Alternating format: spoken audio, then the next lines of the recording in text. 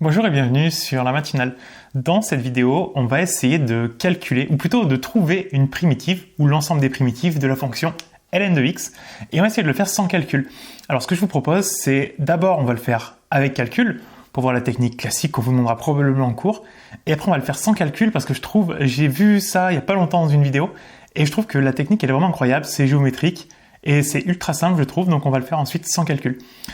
Ce qu'on fait avant de commencer la petite résolution, c'est, je vous rappelle que sur la chaîne, je vous propose une vidéo de maths de niveau fin de lycée, une fois par jour. Si vous êtes régulier en maths, vous aurez un niveau très correct. Et si vous voulez aller encore plus loin, il y a mon programme Mathgenius, je vous mets tout en description. Ça vous permet de maîtriser parfaitement le programme de première et de terminale, d'avoir des super notes toute l'année, une excellente note au bac, de pouvoir choisir vos écoles après le bac et d'avoir une très bonne base pour suivre les cours après le bac. Donc allez-y, foncez, tout est en description. Maintenant, on va passer à ça.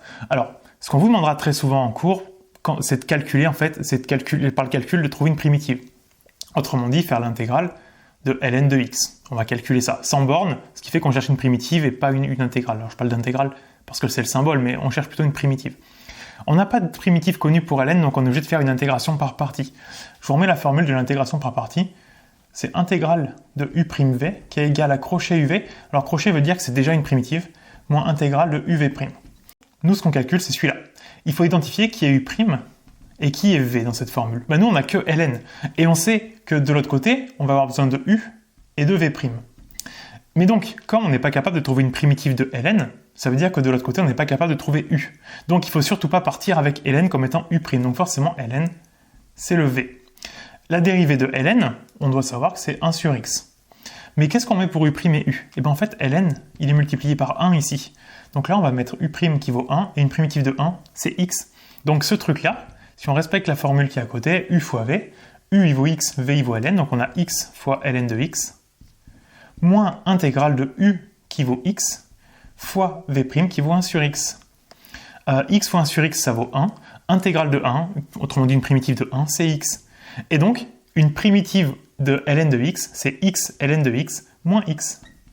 On va garder les résultats de côté, parce que ça, c'est quelque chose qu'on va beaucoup vous demander. C'est très souvent, pour apprendre l'intégration par partie, le premier exemple qu'on fait.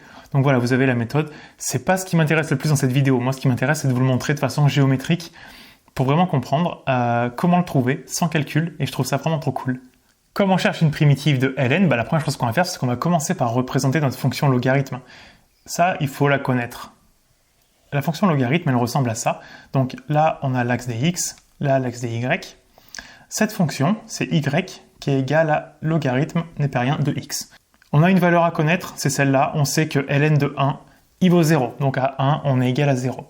Et nous, ce qu'on cherche à calculer, c'est une primitive de cette fonction-là. Ce qu'on va faire, c'est qu'on va mettre une valeur grand X, peu importe où, par là. Et donc, comme on passe par la fonction ln, ici on aura ln de grand X, son image par la fonction.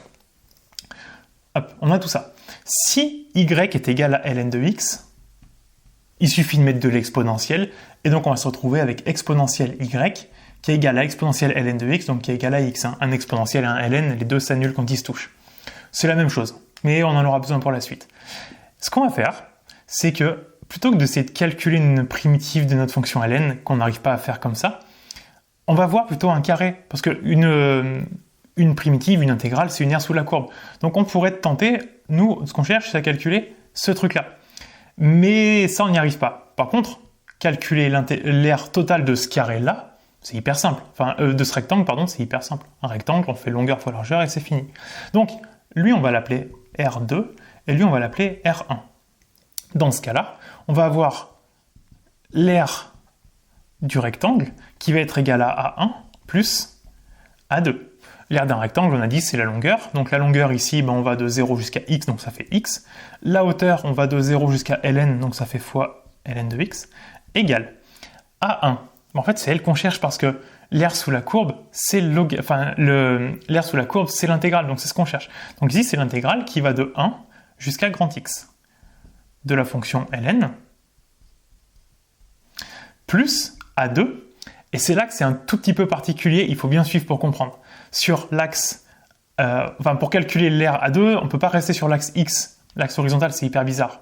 C'est très compliqué, on n'y arrivera pas. Par contre, si on passe sur l'axe vertical, C'est-à-dire qu'on intègre plus par rapport à x, mais par rapport à y. Alors là, il faut vraiment s'imaginer. Essayez de tourner la tête peut-être comme ça, ce sera plus simple. Du coup, l'axe vertical deviendra horizontal et vous y comprendrez mieux.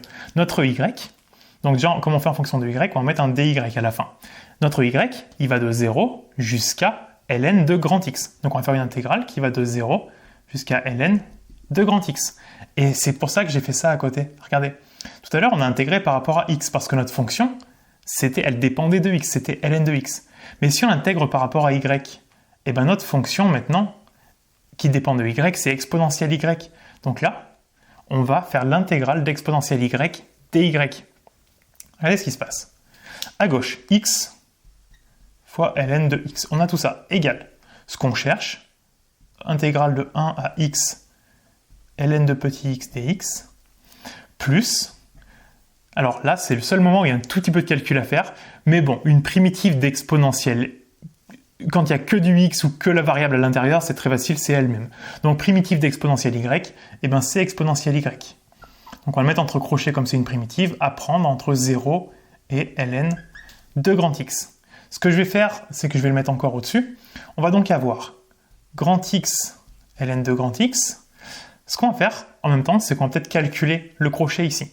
Parce que pour calculer un crochet, hop, exponentielle y à prendre entre 0 et ln de x, quand on calcule un crochet, on remplace d'abord l'inconnu par la borne d'en haut, donc ça fait exponentielle ln de grand x, moins, et on remplace ensuite par la borne d'en bas. Exponentielle y se remplace par 0, ça fait exponentielle 0.